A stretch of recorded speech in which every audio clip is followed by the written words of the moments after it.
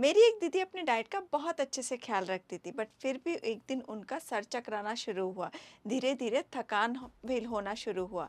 धीरे धीरे उनका सांस फूलना शुरू हुआ छोटी छोटी चीज़ों में।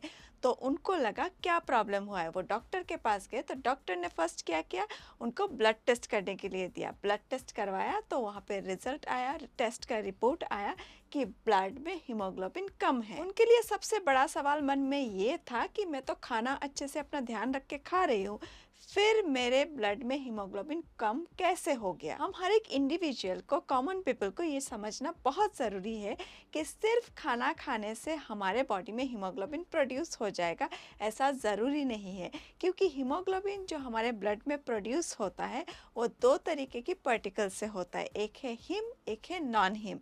हिम आता है जो हम नॉन वेज चीज़ें खाते, जैसे हम एग खाते, चिकन खाते, फिश खाते, ऐसे नॉन वेज फूड से आता है हिम, जो अच्छे से सॉल्युबल हो जाता है हमारे ब्लड में। दूसरा होता है नॉन हिम आयरन, जहाँ से हमारे बॉडी को हीमोग्लोबिन मिलता है, मतलब ब्लड हमारे बॉडी के अंदर फॉर्मेशन होता है। जो नॉन हिम आयरन है वो हम जो वेज फूड खाते, जैसे हम दाल खाते, सब्जी खाते, साग खाते, वो सारी चीज़ों से आता है। और वो हमारे बॉडी के लिए एब्जॉर्ब कर पाना जो हिम आयरन है जो नॉन वेज से आता है, उसके अकॉर्डिंग थोड़ा सा डिफिकल्ट होता है। इसीलिए हम सिर्फ आयरन रिच खाना खा लेंगे, इसी से हमारे बॉडी के अंदर ब्लड का अच्छे से फॉर्मेशन हो जाएगा, हीमोग्लोबिन ठीक हो जाएगा बॉडी का, ऐसा ज़रूरी नहीं है। हमारे बॉडी के अंदर जो हम आयरन वाले खाना खा रहे हैं उससे कितना एब्जॉर्ब हमारा बॉडी कर पा रहा है उसके ऊपर निर्भर करता है ये चीज़। नेक्स्ट ध्यान देने वाला मुद्दा ये है कि आप जो चाय या कॉफ़ी पीते हैं वो आपके बॉडी के आयरन को चुरा सकता है। आपने सही सुना है, यहाँ पे सबसे बड़ा मिस्टेक लोग करते हैं। अगर आप खाना खाने के बाद कोई भी मील आप ले रहे, breakfast, lunch, dinner, specially lunch and dinner के बाद जो हम हैवी मील लेते हैं, उसके बाद अगर विद इन आप 1 और 2 आवर अगर आपने चाय या कॉफ़ी लिया तो वो चीज़ आपकी बॉडी की आयरन को चुरा सकता है। मतलब आपकी बॉडी के अंदर जो नॉन हिम आयरन, जो हिम आयरन एब्जॉर्प्शन होने वाला था, उसको अच्छे से होने नहीं देगा ये कैफ़ीन जो आपके टी या कॉफ़ी में रहेगा, जिसके वजह से आपके बॉडी के अंदर एब्जॉर्प्शन ही अच्छे से नहीं हुआ। तो आपने खाना खा भी लिया आयरन रिच, फिर भी वो आपके बॉडी में जाके लगेगा नहीं सही जगह पे। अब मेरे पास आपके लिए एक जायकेदार छोटा सा सल्यूशन भी है। अगर आप अपनी बॉडी के आयरन को अच्छे से एब्जॉर्ब कराना चाहते हैं तो आप अपने मील लेने के बाद कोई भी विटामिन सी रिच फूड खाइए, फ्रूट्स खाइए जिनमें विटामिन सी बहुत ज़्यादा है, तो वो आपके बॉडी के आयरन को एब्जॉर्ब करने में बहुत अच्छे से मदद करेगा, जिसके वजह से आपके बॉडी का हीमोग्लोबिन लेवल कभी कम होगा ही नहीं। अब हमारे बॉडी पे जब भी आयरन की डेफिशिएंसी हो जाता है, मतलब हीमोग्लोबिन कम हो जाता है, तो हम सिर्फ आयरन के ऊपर ही फोकस करते हैं, लेकिन हमें उसके साथ साथ न्यूट्रिएंट्स के ऊपर भी ध्यान देना चाहिए, जिनकी कमी के वजह से भी आपके बॉडी में हीमोग्लोबिन कम हो सकता है।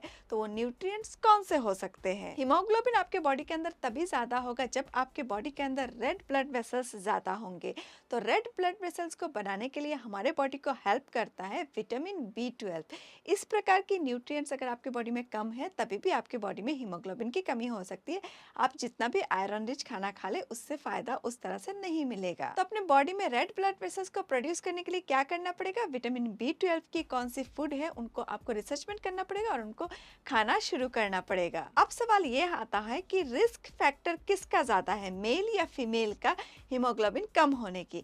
तो दोनों ही लोगों का, मेल हो चाहे फीमेल हो, बॉडी स्ट्रक्चर के अकॉर्डिंग हीमोग्लोबिन कम होने की चांसेस, रिस्क बढ़ जाते हैं, लेकिन फीमेल में थोड़े से ज़्यादा होते हैं क्योंकि उनकी रिस्क की फैक्टर्स ज़्यादा रहते हैं। क्योंकि हैवी मेंस्ट्रुअल साइकिल के वजह से, हैवी पीरियड के ब्लड फ्लो होने के वजह से खून की कमी हो सकता है बॉडी में, या तो जिनके बॉडी में ऑलरेडी हीमोग्लोबिन लो होने के चांसेस बचपन से होते हैं, टेंडेंसी बचपन से होता है, उनका वो क्रॉनिक बन जाता है। तीसरे वो लोग हैं जो वेजिटेरियन है, क्योंकि वेजिटेरियन फूड में, जैसे मैंने आपको पहले बताया था, नॉन हिम आयरन ज़्यादा होता है, इसीलिए वहाँ पे उसको एब्जॉर्ब करने के लिए बॉडी को थोड़ा सा तकलीफ होता है, थोड़ा सा प्रॉब्लम होता है, इसलिए एब्जॉर्प्शन अच्छे से नहीं होता है। इसीलिए नॉन वेजिटेरियन के अकॉर्डिंग जो लोग प्योर वेजिटेरियन हैं उनके लिए तकलीफें ज़्यादा हो सकते हैं, चैलेंजेस ज़्यादा हो सकते हैं। अभी मैंने आपको जो 3 कैटेगरी के लोगों के बारे में बताया, इन 3 कैटेगरी के लोगों को स्पेशली अपने ब्लड रिपोर्ट्स रेगुलरली चेक कराने चाहिए कि हीमोग्लोबिन लेवल कम हो रहा है क्या, और अपने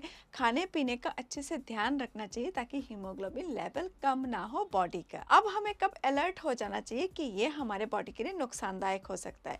जब आप बार बार थकान फील कर रहे हैं या बार बार आपको चक्कर आ रहा है, तो आपको अलर्ट हो जाना चाहिए कि आपके ब्लड में कहीं हीमोग्लोबिन कम तो नहीं हो गया, क्योंकि ज़्यादा कम हो गया तो फिर आपको खून चढ़ाना पड़ेगा बाहर से। याद रखिए, हीमोग्लोबिन सिर्फ आयरन रिच खाना खाने से नहीं बढ़ता है, वो आपके लाइफस्टाइल के साथ ध्यान रखना पड़ता है कि आप चाय कॉफ़ी कब पी रहे हैं, आप कौन सा खाना चूज़ कर रहे हैं, उस खाने का एब्जॉर्प्शन आपके बॉडी में कैसे हो रहा है, क्योंकि हर एक इंडिविजुअल इंसान का जो बॉडी स्ट्रक्चर है वो अलग अलग होता है। बॉडी में आपका हेल्थी ब्लड फ्लो तभी होगा जब आप ये ध्यान रखेंगे कि आपकी बॉडी में कितना आयरन एब्जॉर्प्शन हो रहा है, ना कि आप कितना आयरन रिच फूड आइटम्स अपने डाइट में ऐड कर रहे हैं। और साथ में आपको विटामिन सी का ध्यान रखना पड़ेगा अच्छे से। हमारे इर्द गिर्द बहुत सारे ऐसे लोग हैं जो हीमोग्लोबिन की डेफिशिएंसी का शिकार है, राइट नॉलेज नहीं होने की वजह से। तो आज ही इस वीडियो को अपने अपनों के साथ ज़्यादा से ज़्यादा शेयर करिए ताकि हीमोग्लोबिन का डेफिशिएंसी का शिकार नेक्स्ट टाइम आपके नोन में कोई ना हो। सो मिलता है ऐसे एक नए वीडियो में, तब तक के लिए stay healthy and stay fit. Bye bye.